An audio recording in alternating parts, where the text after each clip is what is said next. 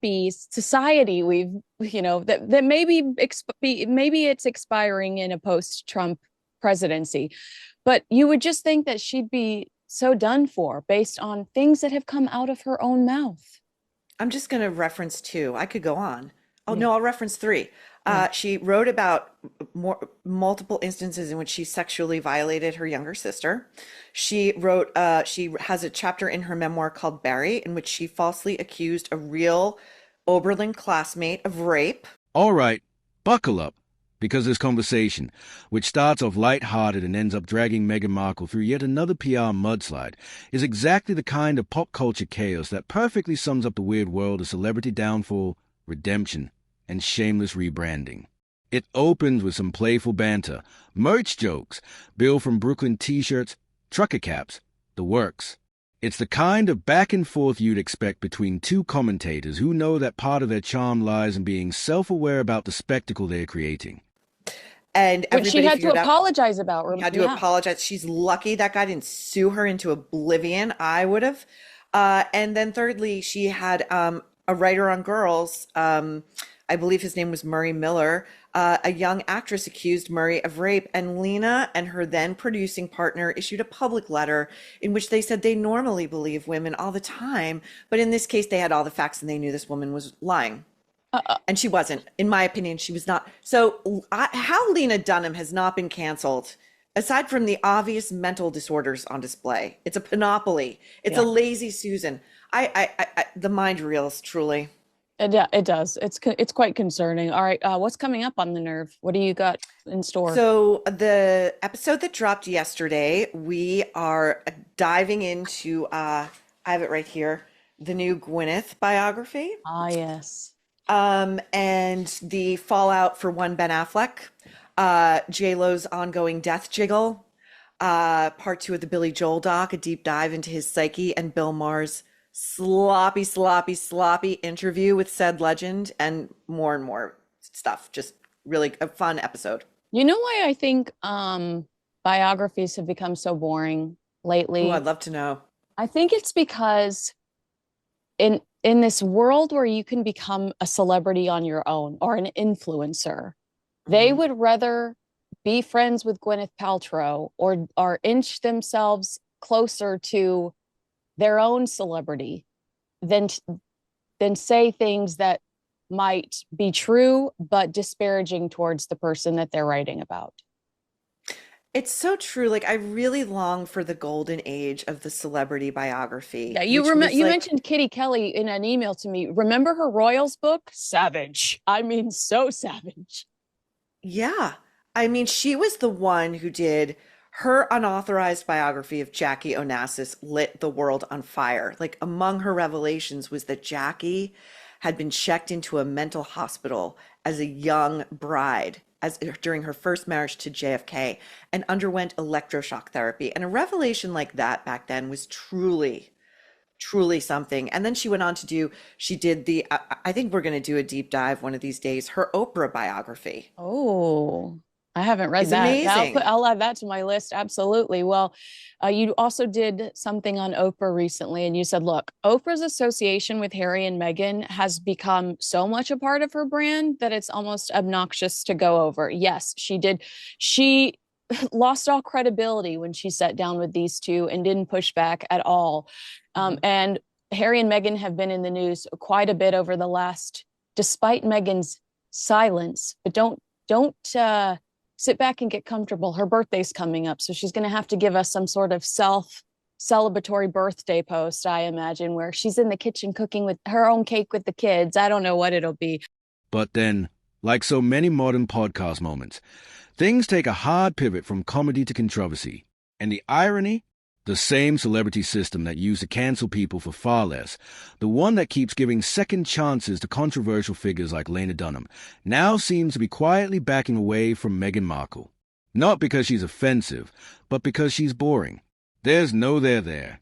She wanted to be a disruptor, a feminist visionary, a global thought leader. But let's talk about Harry and Meghan's Netflix deal. So I messaged you, oh my gosh, it's dead. We've suspected that this news was on the horizon, and within days, someone whispers in Daily Mail's ear, "It's not dead. Meghan's busy renegotiating." What was your initial thought when you saw the contrasting headlines there? Well, as ever, Kinsey, that is on brand. We get dropped by a Spotify or a Lemonada or now a Netflix, and or we are excommunicated and gray rocked by the British royal family, and nothing's ever over with those two.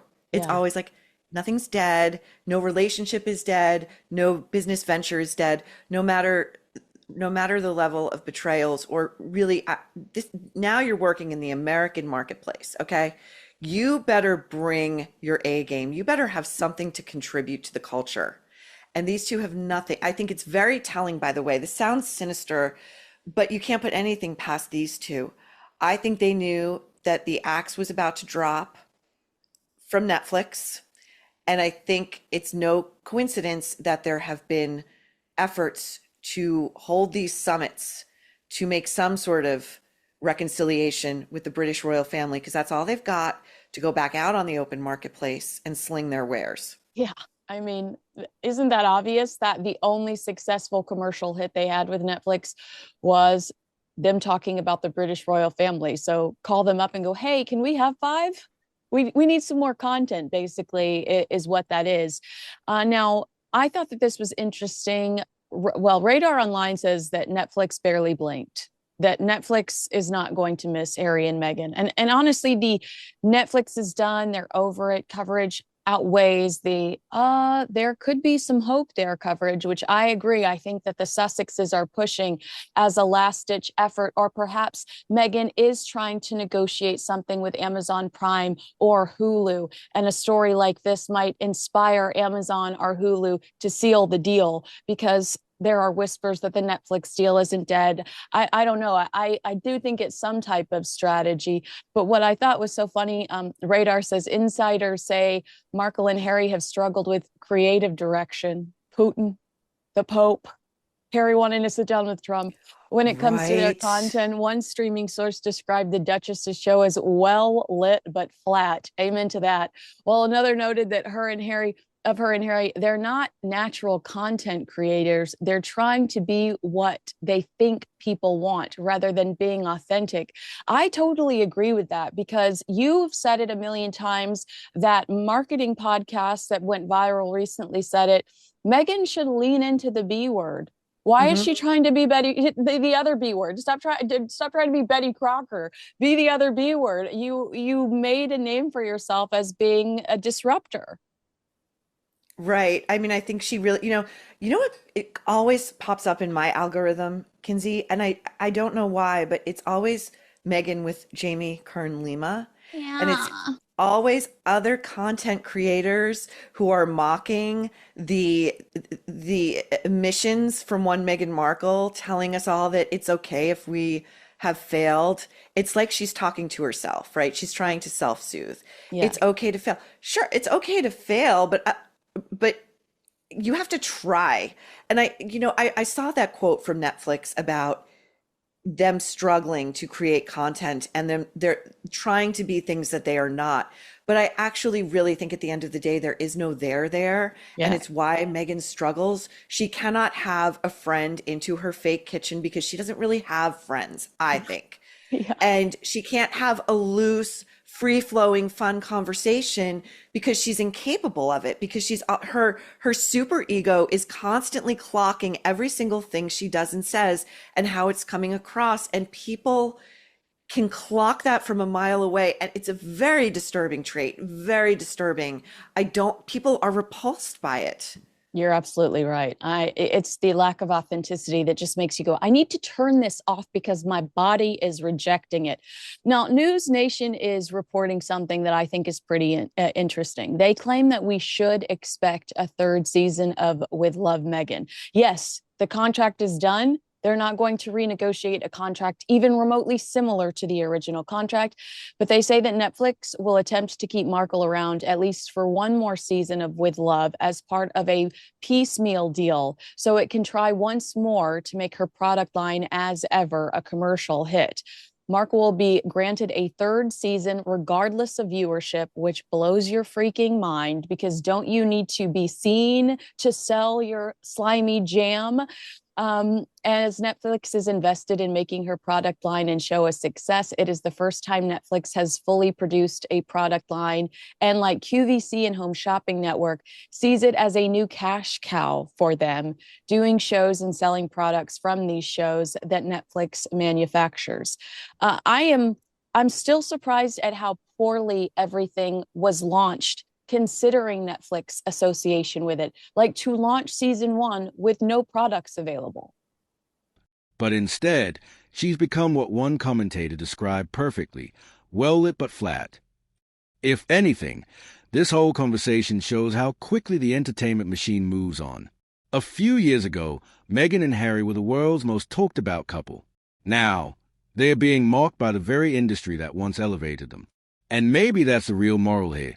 In the era of influencer culture, charisma and authenticity matter more than titles or palace scandals. First of all, I love that phrase you just came up with, slimy jam. And I feel like it should be like a recurring segment whenever we're talking particularly about something it just should be slimy jam. That's the brand. And I agree. I don't understand why a Netflix would continue to throw good money after bad when past is the best predictor of future behavior and performance. We know exactly how this is going to end. It's a matter of how long you want to keep the patient on life support, you know? Yeah. And by the way, season two, which is really season 1B, Yeah. okay? Season one after lunch. Isn't that supposed to begin airing, like streaming in September or October? And we're hearing no drumbeat building up to it. None. Right. Right. That's what I was thinking, because I was thinking in the midst of this, okay, we don't have a new season to promote and there aren't any products to promote. It's insane. Why isn't Meghan Markle? Well, why isn't Prince Harry going to do a victory goodbye on Stephen Colbert? He's appeared on Stephen Colbert, but Great point. but really with Meghan and these products she's trying to shill, why isn't she doing some of these talk shows that air regularly? I mean, I know some of them are on vacay, and we'll get into The View. I cannot wait to hear your opinion on that. But why isn't she doing the types of shows where she could, like the Today Show, cooking in the kitchen? Here's our favorite breakfast, to slowly build the hype for season two and to build the hype for when there is new product available. I wonder if she either A, believes such things are beneath her, as in her refusal to do her own ad reads for her podcast, or if she's just such a dud of a guest that, even a booker would look at her and go, it's going to be a heavy lift. She's not really morning show material. Like a morning show person, whether a host or a guest, has to be somebody who you want on your screen, easing you into your day. And her energy is so dark and brittle and humorless. I don't know. What do you think? What do you think? I think it's because she can't guarantee that the people will play along with her. Drew Barrymore, we found out, offered her the questions beforehand to ensure that she was comfortable. I think not everybody's going to guarantee that they're going to completely lean in and give them everything that they require for her to feel comfortable in that scenario. Like if she went to do the Today Show, how can she guarantee that somebody's not going to stand outside with a sign that says loose fruit spread, or you know what I mean, or Walmart Wallace. Slimy jam. Slimy jam, Walmart Wallace. Like she can't guarantee that stuff. So I think it's a matter of not being able to control the environment. But I do think that it's a no-brainer. Like Jamie Kern Lima, while most of us can't stand her today, most of us know her freaking name now. Like it was, I think, if you believe that all press is good press, and we grew up in the culture that it was all press is good press, Jamie Kern Lima is probably giving herself a high five. What about the reports that Prince Harry is relieved to escape the pressures of Netflix? Prince Harry's happy at the idea of a cancellation. I think this is a man that had to debate whether or not he was going to do a podcast about hot chocolate, you know? I I gotta wonder, when I saw those images of Harry recreating his mother's walk through landmines, I think, again, this may sound dark, but I really think this is what's going on, and they're putting themselves out there, so we can talk about it. I think death wish, and I don't know if it's a literal death wish or a figurative one, but every single thing that he has done since getting with Meghan has been a failure. Again, save that one Netflix series where they were talking about how terrible it was to be a royal family, but they'd love to get back in. Okay. Well, and Spare, but I mean, Oh, in and doing Spare. How both could I of forget? those things, what he did was solidify that his older brother, who's going to be king one day, Hmm. wants nothing to freaking do with him. Exactly. Like, was Exactly. it worth the sacrifice? I doubt it. Was that the subconscious death wish that he was not dialed into?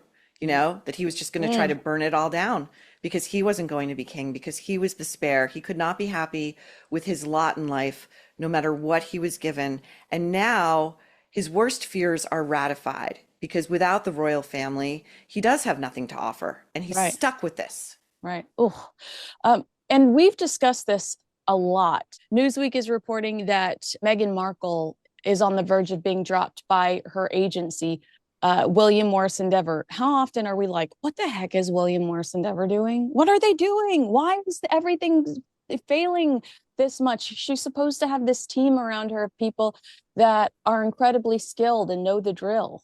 You can have all the money, all the platforms, all the PR in the world, but if you can't convince people you're real, the audience will simply tune out. Even Netflix knows it, which is why, despite all the spin, Meghan Markle's With Love comeback feels less like a second act and more like a slow fade-out. Dunham's survival to Meghan Markle's decline. It paints a picture of celebrity culture that rewards image over substance until the illusion cracks.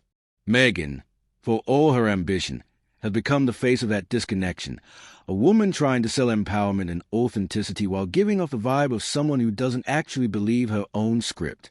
And as the hosts make brutally clear, no matter how glossy the production, you can't fake chemistry, charisma, or connection. Eventually, even the slimy jam starts to smell.